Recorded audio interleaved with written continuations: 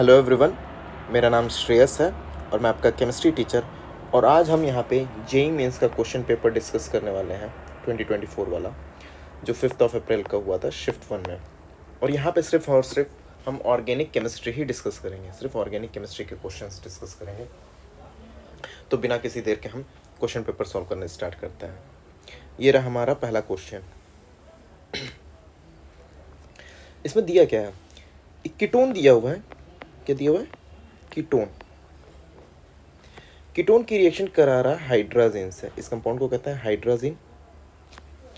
और ये KOH जो एक्ट एज अ बेस काम कर रहे हैं यहाँ पे, और glycol act as a solvent. ये एक तरह का रिडक्शन रिएक्शन है जो जिसका नाम है वुल्फ किर्शनर रिडक्शन। क्या नाम है? Wolff Kishner reduction.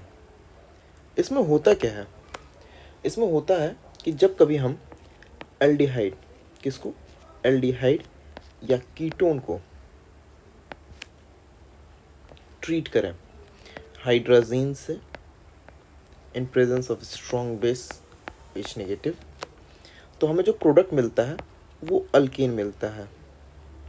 Suppose that जो हमारा ये कीटोन जो दिया हुआ है क्या है? इसका नाम है पेंटेन टूओन है। क्या है? पेंटेन टूओन है।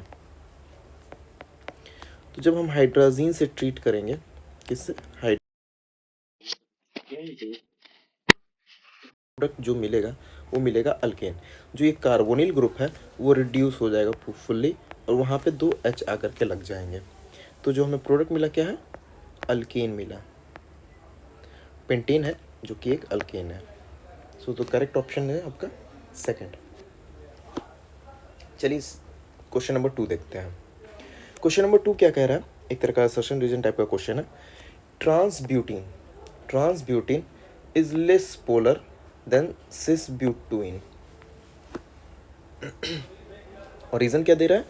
Trans butene has 0 dipole moment.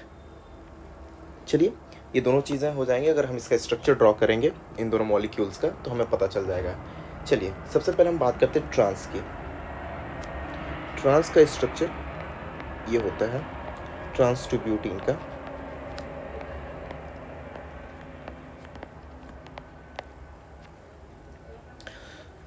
ये ट्रांस टू ब्यूटीन का स्ट्रक्चर है, और वहीं सिस टू ब्यूटीन का स्ट्रक्चर ये रहेगा।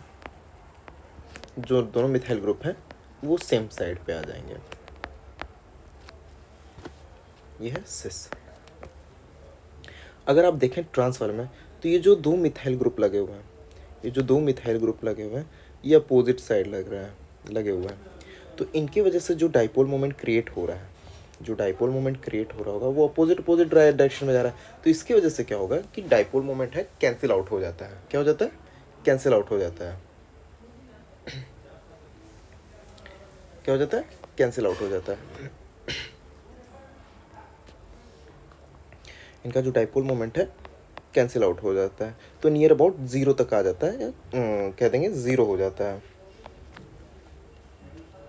वहीं हम सिस की बात करें तो सिस में दोनों मिथाइल ग्रुप एक ही डायरेक्शन में है। कहने का डायरेक्शन है ये है। तो इन दोनों का रिजल्टेंट भी क्या होगा? ऊपर की तरफ आएगा। तो कुछ ना कुछ इसका डाइपोल मोमेंट रहेगा। क्या रहेगा? कुछ ना कुछ इसका डाइपोल मोमेंट रहेगा ही रहेगा। तो कहने का मतलब इसका जो म्यू होगा नॉट इक्वल टू 0 है। सिंस ट्रांस का जो है डाइपोल मोमेंट है वो 0 है,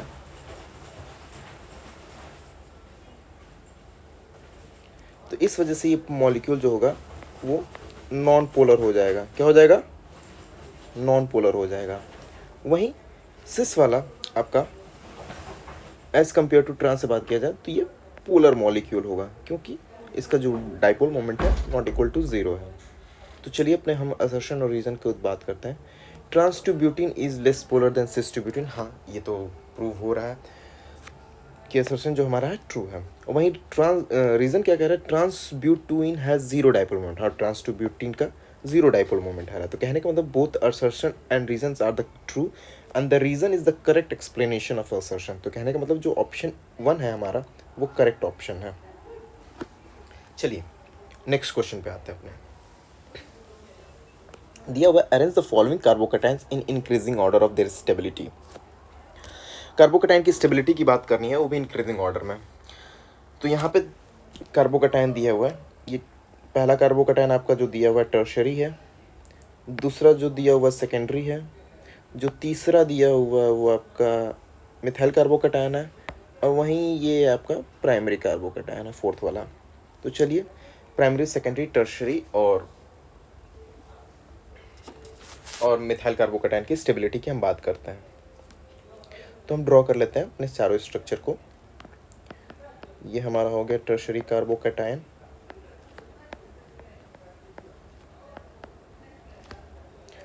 ये हमारा हो गया सेकेंडरी कार्बोकैटायन, और ये हो गया हमारा प्राइमरी कार्बोकैटायन,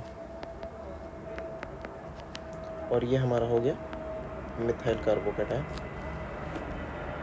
अगर हम बात करें टर्शरी कार्बोकैटायन की, तो टर्शरी कार्बोकैटायन क्या होता है, जो ये मिथाइल ग्रुप है वो इंडक्टिव इफेक्ट के थ्रू इस कार्बोकैटायन को स्टेबलाइज कर सकते हैं। तो इसके पास 3 ग्रुप हैं जो इंडक्टिव इफेक्ट के थ्रू स्टेबलाइज कर सकते हैं।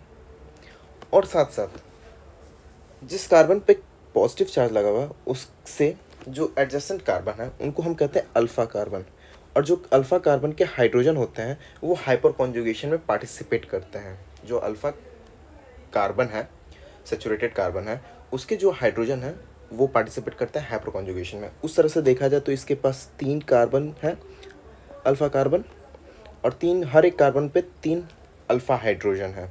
तो कहने का मतलब है कि ये प्लस आई के थ्रू तो स्टेबलाइज्ड हो ही रहा है, उसके बाद 9 अल्फा हाइड्रोजन है इसको स्टेबलाइज करने के लिए थ्रू हाइपर कॉन्जुगेशन।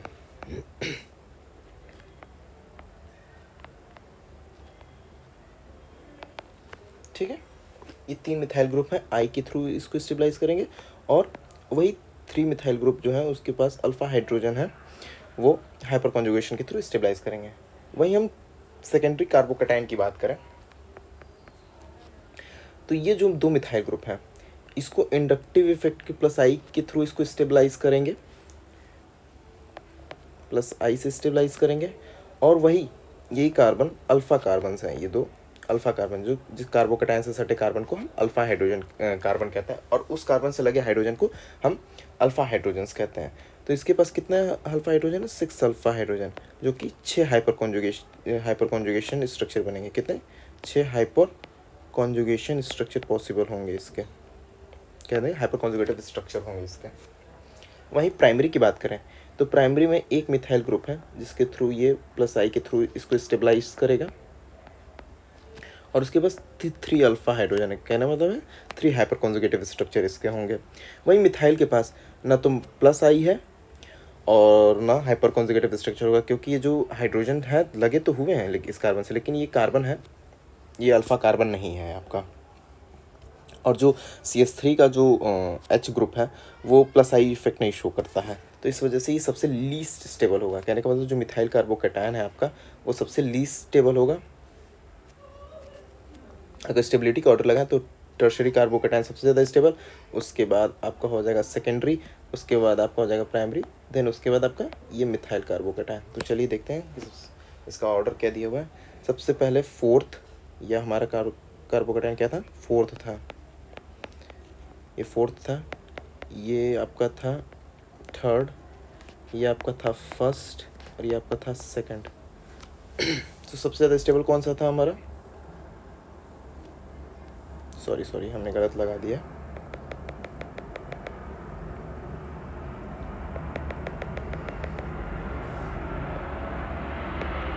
सो ये हमारा फर्स्ट मॉलिक्यूल था, ये हमारा सेकंड मॉलिक्यूल था, ये हमारा थर्ड मॉलिक्यूल था, और ये हमारा फोर्थ था। सो सबसे ज़्यादा आपका स्टेबल जो मॉलिक्यूल होगा वो फर्स्ट वाला होगा, ठीक है, फर्स्ट वाला, देन सेकंड वाला हो गया आपका, देन आपका हो गया फोर्थ वाला, देन आपका हो गया थर्ड वाला। तो मतलब fourth option is the correct option. चलिए आगे बढ़ते हैं नेक्स्ट क्वेश्चन की ओर। ये क्या कह रहा है, which one of the following compound will give positive ninhydrin test.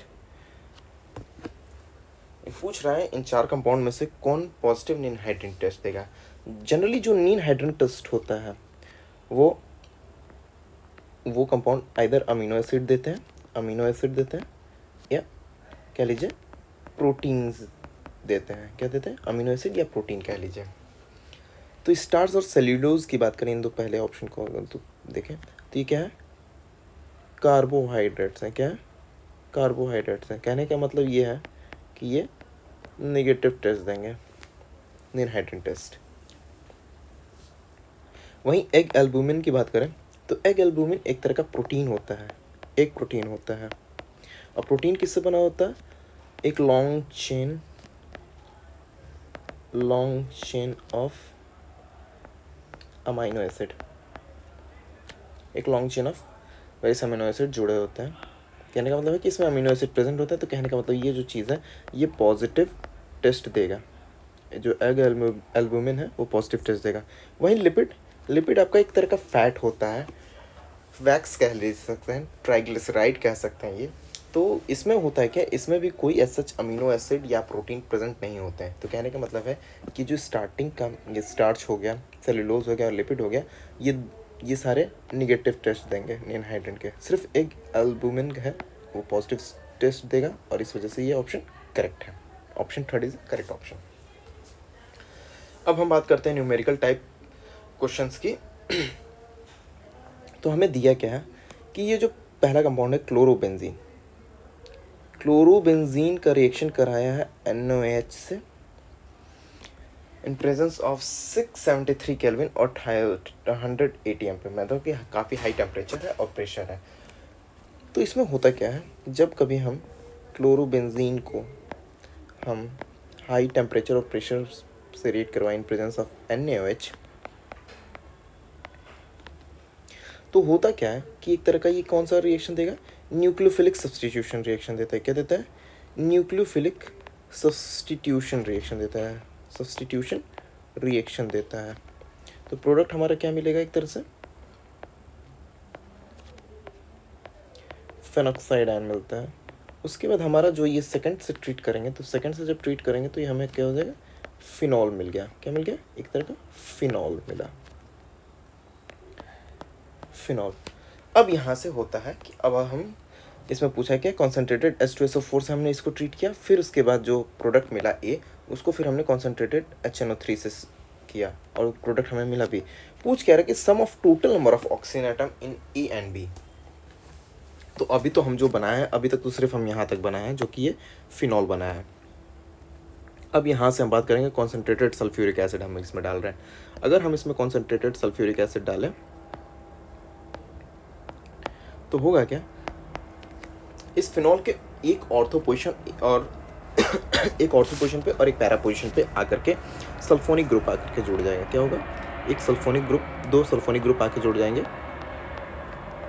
एक ऑर्थो पोजीशन पे एक पैरा पोजीशन पे। उसके बाद क्या कह रहा है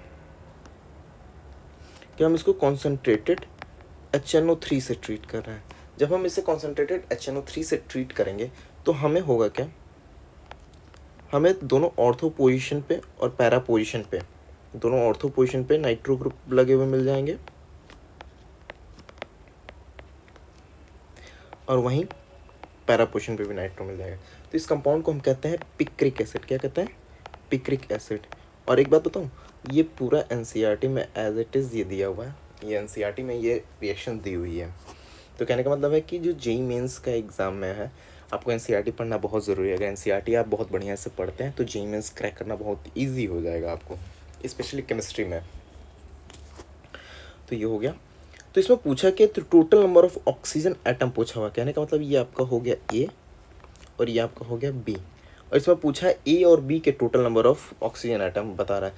तो A में आपके ऑक्सीजन एटम कितने हो रहे हैं, 3 3 6 1 7 होगा। वहीं B की बात करें 2 2 4 2 6 1 7 B के भी 7 हो गए। तो 7 7 कितने हो गए, 14। तो 14 इज अ करेक्ट नंबर इसके लिए। 14 इसमें ऑक्सीजन एटम है both A and B molecule को मिला करके।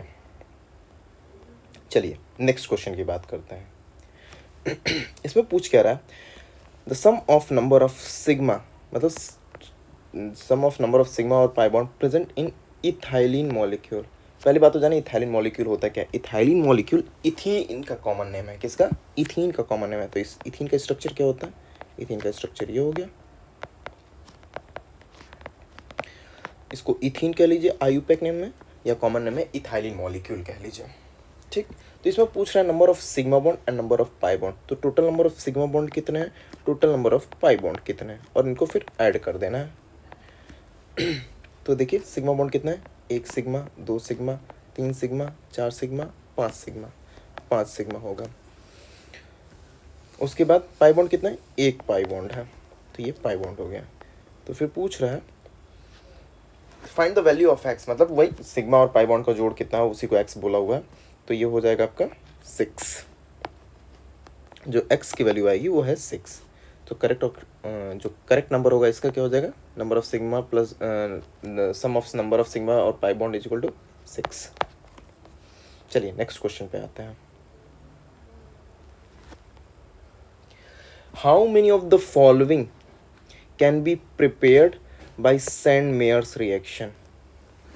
पहली बात तो जानना सैंड-मेयर रिएक्शन क्या होता है। सैंड-मेयर रिएक्शन होता क्या है, जब हम डाइजोनियम क्लोराइड से ट्रीट करें, क्या एरोमेटिक डाइजोनियम क्लोराइड लें, बेंजीन डाइजोनियम क्लोराइड अगर हम बात करें,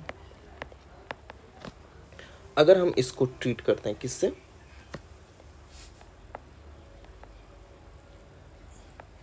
Cu2, इससे ट्रीट करते हैं इस मॉलिक्यूल से, तो होता क्या है इसमें जो हमें प्रोडक्ट मिलता है वो हमें प्रोडक्ट मिलता है X, सब्स्टिट्यूट हो जाता है X और N2 रिलीज हो जाता है यहाँ पे इस तरह से। और यहाँ पे जो X होता है वो क्लोरो ग्रुप होता है और ब्रोमो ग्रुप होता है। ठीक है, तो सिर्फ यहाँ पे क्लोरो और ब्रोमो वाले ही प्रोडक्ट जो है सैंड-मेयर रिएक्शन के थ्रू प्रिपेयर किए जा सकते हैं। बाकी ये फ्लोरो और आइडो और बेंजीन जो है ये इसी इंटरमीडिएट के थ्रू बनाए जाते हैं, बट वो उनको हम इसके थ्रू नहीं बनाते, क्या कहते हैं, सैंड-मेयर रिएक्शन के थ्रू नहीं बनाते। फॉर एग्जांपल अगर हमें फ्लोरो बेंजीन बनाना है तो हम इसको ट्रीट करेंगे HBF4 से ट्रीट करते हैं, तो हमें जो प्रोडक्ट मिलता है वो हमें फ्लोरो कंपाउंड मिलता है। और वहीं हम इस कंपाउंड को ट्रीट करें KI से, तो KI से ट्रीट करेंगे तो आइडो ग्रुप मिल जाएगा हमें। और वहीं हम इसको ट्रीट करें किससे, H3PO2 से ट्रीट करें तो हमें मिल जाएगा बेंजीन। ठीक है, तो बट ये तीन जो हैं ये नॉट सैंड-मेयर रिएक्शन, ये sand-mayor reaction, not sand-Myers reaction.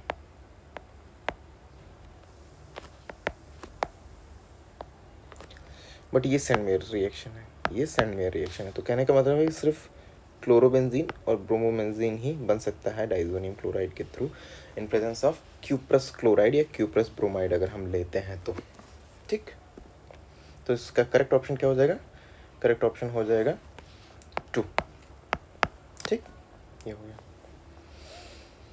अब एक और क्वेश्चन है MCQ वाला, इसको मैंने लास्ट में इस वजह से रखा है, इसमें थोड़ा सा ट्रिक है। ये जो क्वेश्चन है अगर हम इसमें बात करें, अगर हम इस मॉलिक्यूल को देखें, पहले वाले मॉलिक्यूल को, तो पूछ क्या रहा है इसमें, कंसीडर द फॉलोइंग कंपाउंड्स, ये कंपाउंड्स दे रखे हैं और पूछ रहा है select the option with correct order of their boiling point, मतलब पूछ रहा है कि बॉइलिंग पॉइंट का करेक्ट ऑर्डर क्या होगा। तो करेक्ट ऑर्डर की बात की जाए तो इसका क्या आएगा,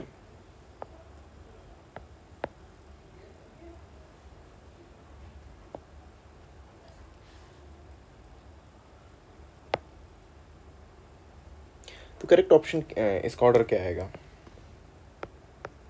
अगर इस मॉलिक्यूल को देखें, पहले वाले मॉलिक्यूल को, पहले वाले मॉलिक्यूल में क्या होगा, अगर इस कंपाउंड को देखो OH ग्रुप लगा हुआ है, तो जहाँ OH ग्रुप हमें मिल जाता है तो हमें सबसे पहले क्या आता है, इसमें हाइड्रोजन बॉन्डिंग प्रेजेंट होगी, क्या होगा, H बॉन्डिंग होगी। अब वहीं इस कार्बोनिल ग्रुप की बात की जाए तो कार्बोनिल ग्रुप में क्या होता है, नेगेटिव पॉजिटिव, तो इसमें क्या होता है, dipole interaction, dipole dipole interaction present होता है मॉलिक्यूल्स के बीच में। ठीक है, डाइपोल डाइपोल इंटरेक्शन। वहीं इस मॉलिक्यूल की बात करें डाइथाइल ईथर की, तो डाइथाइल ईथर में भी dipole dipole molecule dipole dipole interaction present होता है,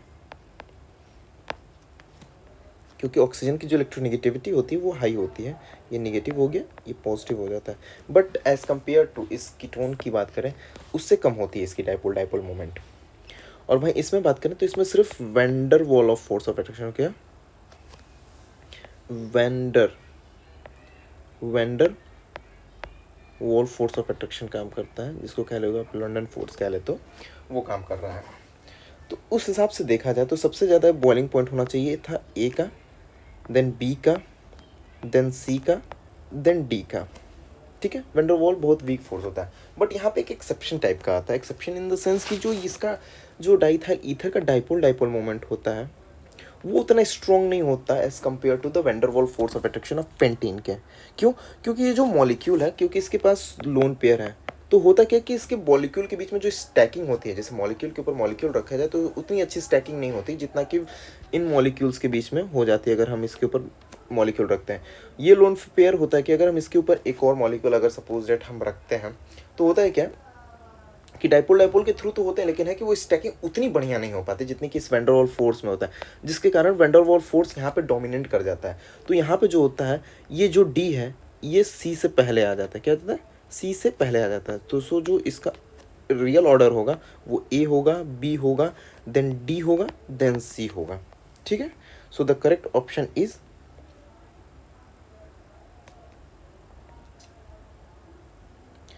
ए आपका हो गया, देन आपका बी हो गया, देन आपका डी हो गया, then C. Second is the correct option.